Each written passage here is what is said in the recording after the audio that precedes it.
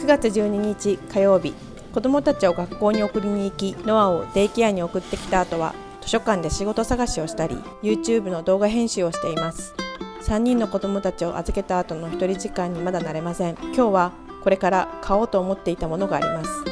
それは外で料理ができる2口ガスコンロ、$39でした。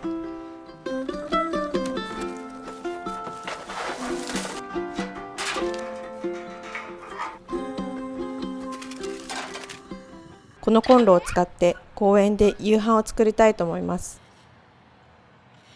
ホームレスシェルターのご飯は子どもたちが一口も食べないし、シェルターの食堂に入るだけでも缶詰料理の独特な匂いで子どもたちが吐いてしまうのです。シェルターは食べ物の持ち込みが禁止なので、当分の間はこの小さな持ち運びキッチンで子どもたちのご飯を作ってあげようと思っています。はい、これも。はい、ありがとう。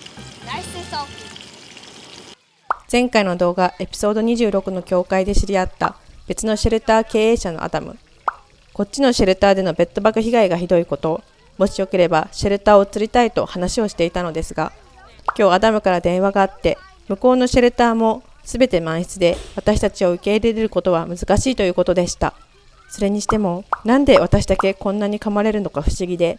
シェルターで会う家族にあなたの部屋にはベッドバグ出るって聞いて回っているのですが、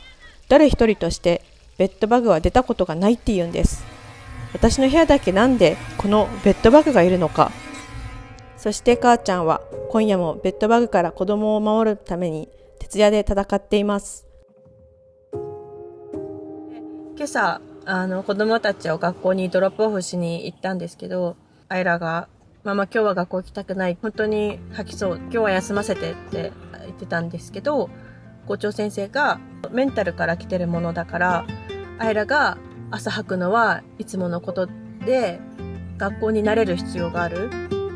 で、一度休ませてしまうと休むことが癖になっちゃうから、今は辛いだろうけどちゃんと慣れるから学校に行かせた方がいいよって言われて、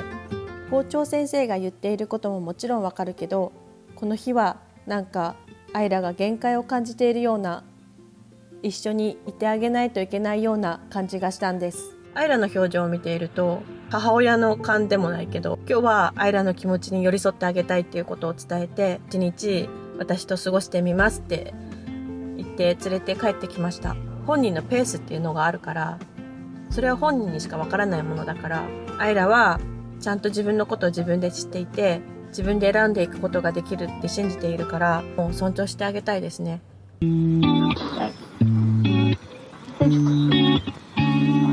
ちょっとすごいことが発覚しました。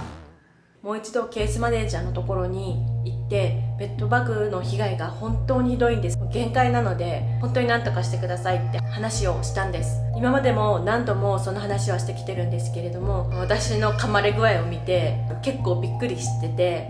これは本当にやばいねっていうことになって、ちょっと一度あなたの部屋に点検行ってみようかっていうことになったんです。今更遅いよって感じなんですけど、でここですごいことが発覚したんです。私の部屋に来たケースマネージャーが一言、ここあなたの部屋じゃないよ。ここ修理しなきゃいけない部屋だから立ち入り禁止の部屋。まさか誰があなたにこの部屋を案内したの？警備員の〇〇さん。ここの部屋はすごく汚いし、人が住む場所じゃない。あなたが本来泊まる部屋は違う部屋よ。いや、まさかでしょ。ありえないでしょ。やばいでしょ。私がシェルターに入った時にちょうど担当のケースマネージャーの人がいなくて、そこにいた警備員の人が案内してくれたんです。そこでまさかの間違った部屋に案内されていたなんて。でもよく考えるとその部屋めっちゃ汚かったし、窓は銃で撃ったみたいな穴が開いてたし、カーテンレールもなんかぐちゃぐちゃだったし、お風呂は超汚かったし、トイレも超汚かったし、何よりベッドバグが出るし、なかなかやばいなとは思っていたけど、でもホームレスシェルターってこんなもんかなって思ってて、そしたら人がいちゃいけない部屋だったなんてマジでありえないです。私の連日の徹夜の努力と全身のベッドバグ被害は何だったのっていう感じです。まあでももう文句言っても仕方ないのでね、ちょっと新しい部屋にね、ベッドバグを持ち込まないように、今からシャワーを浴びて、向こうの方が新しい服を貸してくれるとのことだったので、着替えて私たちの衣類とかは全部業者さんに出して熱湯消毒してもらうそうです。ケースマネージャーさんが貸してくれた服に着替えました。私たちの服はすべて業者に出して高温殺菌するそうです。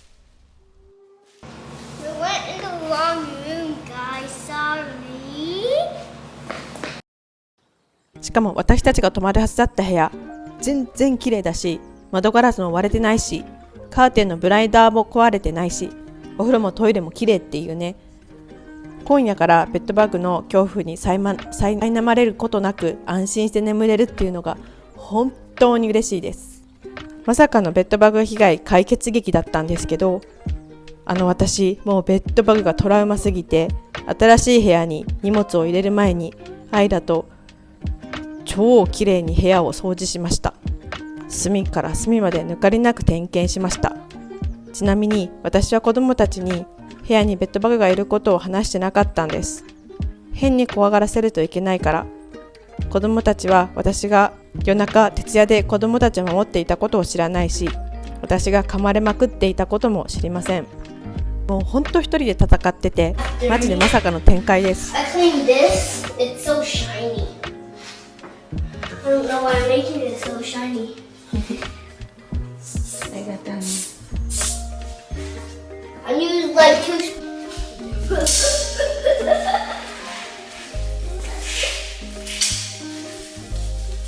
Yeah, no wonder we don't want. I really won't know what anybody gets in here. Because we're one of. Oh my God, Mom! My home tire wipes is already completely dirty. What? Mom, whenever you need more, I'm gonna get a whole bunch like the other ones. That's what we need. Mom, I got this much. I think we have enough wipes. I think, Mom, don't get more from there. I have a bunch. I get a bunch every single time when I'm out. I get a bunch of things. この日、アイラはママと一日中2人で一緒に過ごし、一緒に部屋中を掃除しました。普段は妹と弟がいるので、2人きりのこの時間がアイラにとって必要だったのかもしれません。この日を境に、アイラは毎日ちゃんと学校に行くようになり、朝の嘔吐の症状もほぼ良くなりつつあります。私だけじゃなく、アイラもアイリも、そしてノアも、この大きな環境の変化にそれぞれが対応していこうと頑張っているのだと思います。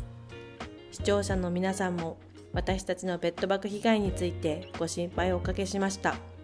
たくさんの応援コメントや解決策の提案のコメントありがとうございました。チャンネル登録、いいねボタン、ベルマーク登録、コメントとても嬉しいです。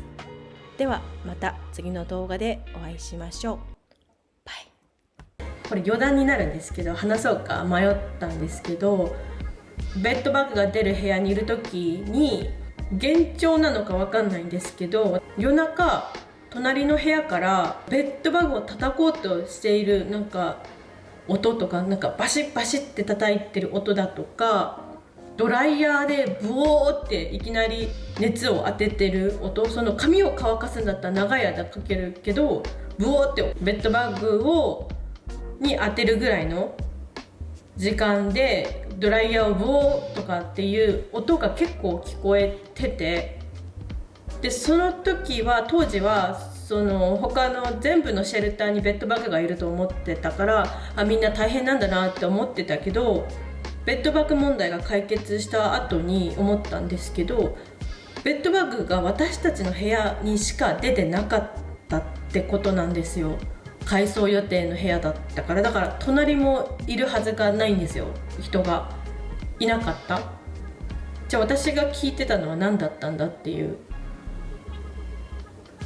私の前の住人の音わかんないけど、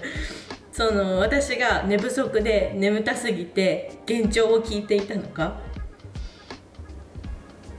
でもシェルターに入った1日目から聞いていたんですよ。人々がベッドバグと戦うことを、戦っているような音をね。いや、未だにミステリーです。新しい部屋に移ってからは一切その音は聞いてませんっていう話です。